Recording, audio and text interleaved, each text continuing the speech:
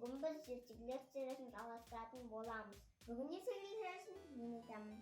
Достар, бүгін мен сіздерге түлкі мен қырғауыл туралы ертегіні айтып беретін боламын. Ертеде ешкі жүні бөртеде, қырғауылы қызыл екен, құйрық жүні ұзын екен.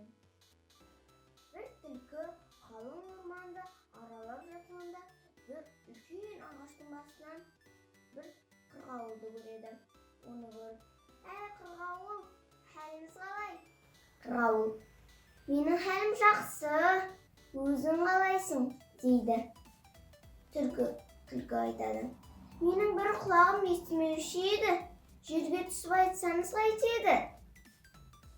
Сосын қырғауыл, жерге түсуге қорқамын.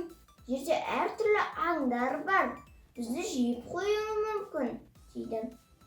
Түлкі айтады. Мен жаңа ғана орталықтан келдім. Қазіргі заман бұрынғы заман емес. Ой, мен қасқыр бірге жүрсін, түлкімен тауық бірге ойнасын деген заң шықты ғой.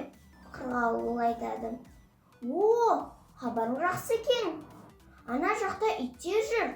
Оларға да осы хабарыңды айтсайшы, дейді. Оны естіген түлкі. Иттен сөзді естіген түлкі қашып кетеді. Қырғауыл айтады. Түлкі, қайда безіп барасың? Анау иттерге айтпайсың ба? Дейді.